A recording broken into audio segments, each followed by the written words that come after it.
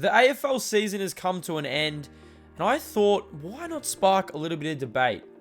The Brisbane Lions of the 2001 to 2003 Premiership team going up against the Hawthorn football team from our current generation, the 2013 to 2015.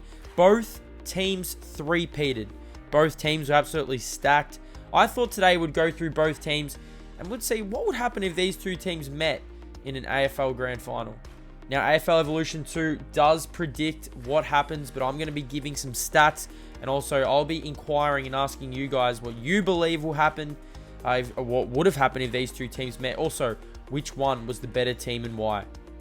The Brisbane Lions and the Hawthorn Football Club. Both teams were absolutely unstoppable at their peak. Both teams going on to win premierships 3 times in a row. Absolutely unheard of, going back to back to back. So today's video, we will be sparking the debate. The Brisbane Lions of the 2000s or the Hawthorn Football Club of the 2010s.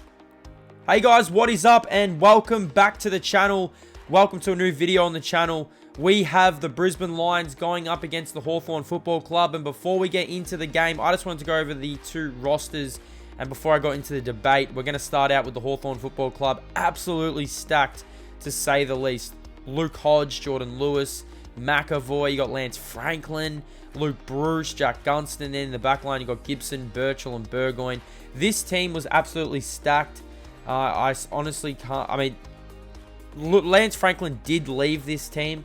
But I did include him just because it's 2013, 2014, 2015. So he was there in 2013, had to put him in. We have a look at the Brisbane Lions team, and this team was absolutely stacked as well. Michael Voss, Simon Black, Luke Power. You've got, I think, 3 Brownlow medalists in this team. 2 Brownlow medalists in Voss. You've got Simon Black and Ackermanis. So actually 3 Brownlow medalists in this team, which is absolutely unreal. I'm going to be comparing these two teams, having a little bit of debate. AFL Evolution 2 will be in the background. I downloaded some rosters, so shout out to the people who did make these teams. I've downloaded these two teams. They'll be going at it. It's not going to be a full simulation, but there will be highlights in the background, and you guys will see who AFL Evolution has predicted, basically who they think would win out of these two teams. So before we get into the video, I just want to say thank you for clicking on the video and make sure that like button. Got a lot more videos coming up, so get involved. We're pushing to 3,000 subscribers as we get into this debate. Now, I didn't watch too much of the Brisbane Lions. I was a little bit too young. I did watch all of the Hawthorn Football Club in there when they were basically the dominant team of the AFL. No one could basically get near them. Luke Hodge, Lance Franklin, Jordan Roughhead. This team was absolutely stacked. So we have to go back and have a look at the Brisbane Lions Grand Final runs. They defeated Essendon, who Essendon were actually going for their second flag in a row. 15-18, 108 to 12-10, 82. This was the start of the three-peat. You've got the Brisbane Lions 10-15, 75 over Collingwood, 9-12, 66, and Collingwood actually took it up to the Lions in this game. Nathan Buckley was the Norm Smith medalist. I've watched a few highlights of this game, and he was unreal. And then they absolutely smashed him in 2003, where Simon Black was best on ground. Now we move to the 2010s.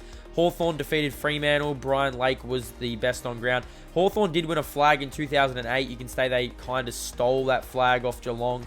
They absolutely smashed Sydney. Luke Hodge was best on ground in that. And then the final, 2015, Sirioli over the West Coast Eagles, their final year in the 2000s.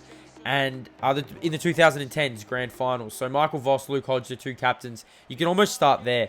Absolutely unreal captains. Their resumes say it all. Luke Hodge is a 2-time Norm Smith medalist. Absolutely unreal. And Michael Voss, a Brownlow medalist, 3-time Premiership captain. So I just wanted to show you guys this dynasty stat. So this is just how they went in the years they won their Grand Finals. So in year 1 for the Hawks, they went 19-3. Brisbane went 17-5. Year 2, Hawthorn went 17-5. Brisbane went 17-5 yet again. And then the final year, they went 14-7. And absolutely smashed Collingwood, the Lions, and Hawthorn went 16-6. So look at that consistency over the 3 years. They were winning over 15 games.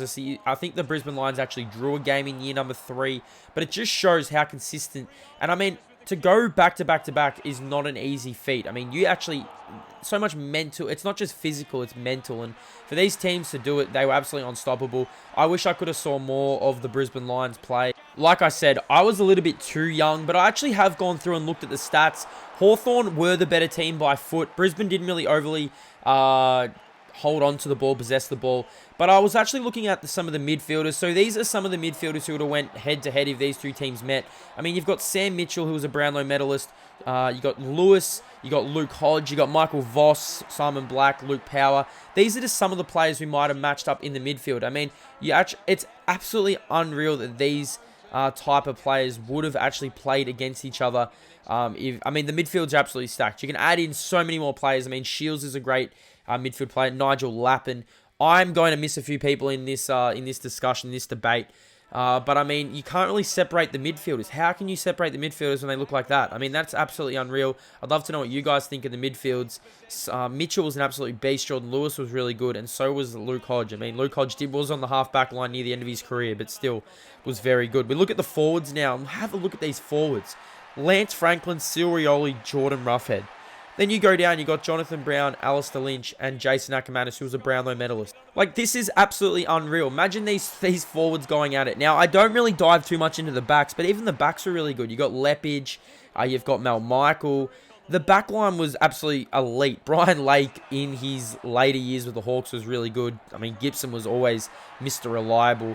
So we're going to allow AFL Evolution 2 to play out, and you guys can see some highlights. They've actually got Brisbane winning at the moment in a very good game. I mean, the first half was very good, and then Brisbane just break away. But, like I said, in relation to the three-peats for Hawthorn, Hawthorn's three-peat could have been a lot different. I mean, they were challenged in their prelims.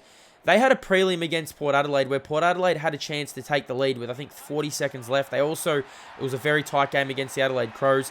Hawthorn's three-peat wasn't always smooth sailing. They did have obstacles. I mean, they had that really impressive prelim win over, I think it was Fremantle, where they went over and beat Fremantle to play in the grand final. But like I said, it wasn't always smooth sailing for the Hawks. Now, Brisbane were a tough and competitive team. I mean, they were a tough-built team. I think that's the two, I'd say, common things between the two teams.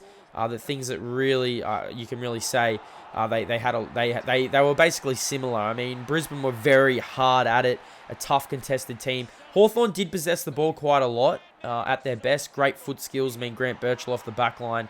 They had some really good ball users, but in relation to that, they were still a very tough team. I mean, if you can remember back to the game against North Melbourne, I think it was like, it was just a home and away game. It was a Saturday night. I remember it so clearly. Hawthorn were going out to hurt North Melbourne players. That was absolutely, they were setting the standard, setting a tone, and I mean, it worked.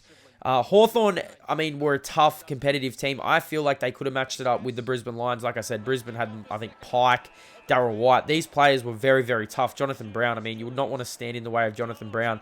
And then you would not want to stand in the way of like a player like Lance Franklin when he was at his best. There's another thing I want to talk about, and that is the coaches. Now, look at these two coaches. Lee Matthews and Alistair Clarkson. Probably the two best coaches in the game that we've seen so far ever in the AFL. I mean, you have Greg Popovich for the Spurs, and I mean, you can compare him to Alistair Clarkson and Lee Matthews. Their resumes say it all. I think Alistair Clarkson is a 4-time premiership coach, but I think Lee Matthews might be like a 5 or 6-time premiership coach. These coaches, I mean, there's really no secret to why these teams are so good and why these teams were so good. I think the thing about these two teams also was their players played their roles. I mean, you had Luke Power, who was probably like 4th in line in the midfield. He was elite. Luke Power was elite. You also had Bradley Heal for the Hawks, who end up moving on. He's at St Kilda now, but they just had role players who played their role. Sirioli in that forward line was absolutely just damaging for the Hawks. And when Jason Ackermanis went forward, he was kind of like their Sirioli. He was elite. He could kick a goalie. I mean, you've seen that little highlight package at the start of the video. He was kicking that goals from the boundary line. Jason Ackermanis is a Brownlow medalist. They had just X factors all around the ground. I remember Chris Scott and Brad Scott for the Lions were very, very tough. I personally can't pick. At the minute, I mean, just going through this debate, I actually don't know who the better team was and who would have won. I mean, I'd love to know in the comment section down below what you guys think of this. Which team is the better team? I mean, what team would have got on top? Like I said, I find it so hard to compare these teams, and I've got these 3 factors for my debate that I think you guys need to take into account when you're coming to your conclusion on who the better team was and why. So, the first one is, number one, the Hawks were the better home and away team, winning 52 regular season games in their premiership years to the Lions 48. Now, it's only 4 games, but still. Only 4 games, and